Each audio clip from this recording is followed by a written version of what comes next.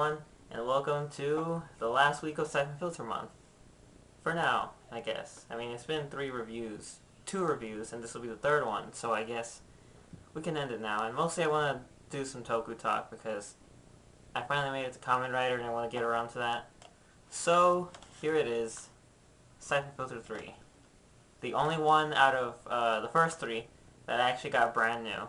Because the first one was, we got it from someone. The second one, I can't remember where it came from at all. And the third one, I actually got it for a birthday a lot of years back. Started playing this one just like I did the other ones, although much more in advance, because I was just sitting there kind of like, let me just try it out now, so I don't have to do it on the day. And I actually managed to kill a few levels. And I was like, yeah, I guess after playing Syphon Filter 1 and 2, I shouldn't have much of a problem with 3, and I didn't. So I hope you enjoyed the non-review, and I'll see you after. Syphon Filter 3 is the last in the original trilogy of the Syphon Filter series, and it starts off pretty much just as soon as Syphon Filter 2 ended. The opening scene in this game is the same as the ending scene from Syphon Filter 2, though it skips to sometime later in the future when the main characters are testifying before Vincent Haddon, the Secretary of State, that appeared at the end of Syphon Filter 2. Most of the game takes place in the form of flashback missions. The first flashback mission being Logan's back to the Costa Rica mission that you saw in the opening of Syphon Filter 1. The flashback missions are mostly just the interactive aspect, as this is what you're doing, this is what the characters are explaining to Vincent Haddon at the moment. And the current missions in the game actually take place in the same timeline as, say, Logan's testifying, or Leon's testifying. Someone else is out there tracking down Syphon Filter and stopping any shipments from it moving anywhere, and then going back to finding out where the shipments came from or where they're testing it at the moment. When comparing the difficulty of Syphon Filter 3 to 1 and 2, I say it's more like Syphon Filter 1. While the game did take me quite a while to complete, I eventually got to the end at about the rate of Syphon Filter 1, while Syphon Filter 2 kept me back for I don't know how long. Syphon Filter 2 is definitely the hardest out of the first three, and possibly all 6. There are many more differences in Syphon Filter 3 than there were in 2 or 1. The graphics have been dramatically improved for cutscenes in the game, but only cutscenes. There might have been some slight tweaks to character models in the actual gameplay, the most notable being the faces being more detailed in this game compared to 1 and 2.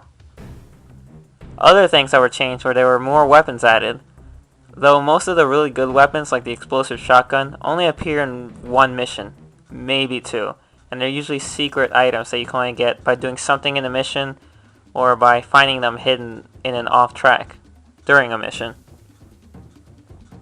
You can also play as 4 different characters in this game. Though they all control the same, the only real difference between them is the fact that they're different characters, and so they have different contacts. If you're playing through a Logan or Leon flashback to earlier during the agency days, their contact will be Benton, as opposed to Syphon Filter 1, whereas playing as Logan, his contact was Leon. The game pretty much plays the same as the first 2, and it still keeps the headshot feature that was added in Syphon Filter 2. That enemies can headshot you at certain parts of the game. So if you got used to that and you pretty much know your way around Syphon Filter 1 and 2, you'll have no problem adapting to Syphon Filter 3, though the environments are much more different in this one than they were in the first 2. The multiplayer mode in Syphon Filter 2 isn't really all that much to speak about, because it didn't really have too much going for it. I could see that it could possibly be fun, but if you're comparing it to today's multiplayer mode, there wasn't really much there. And Syphon Filter 3, all it really did to change the multiplayer mode from Syphon Filter 2 was add in a few different modes of play. But it's definitely nothing to write home about. You could probably spend at most maybe an hour or 2 playing on that if you're, really into it. But it won't last too long, and most of the game definitely lies in just its one-player story mode. Syphon Filter 3 is just like Syphon Filter 1 in its gameplay and difficulty, and so therefore it's probably just like Syphon Filter 1 in how fun the game is. I could play through all of Syphon Filter 1 in an afternoon if I wanted to, and I could possibly do the same for Syphon Filter 3. Of course, where Syphon Filter 1, the bump was Roamer Stronghold, where I just, after that, it takes quite the effort for me to decide to just keep going and finish the game. Syphon Filter 3 didn't really have much of a bump.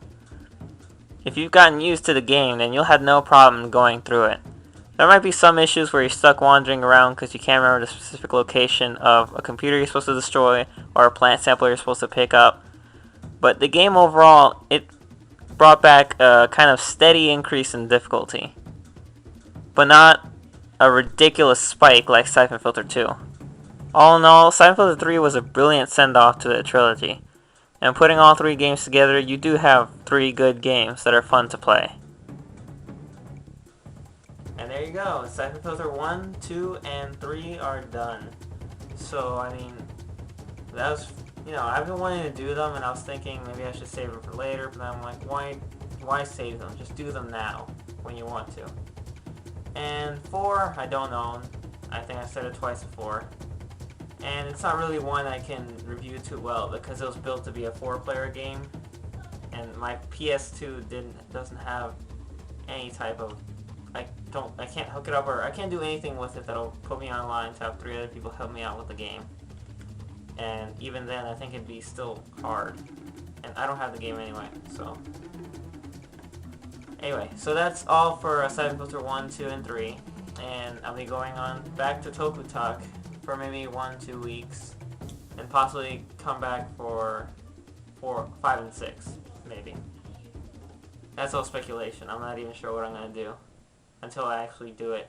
So, until then, see you.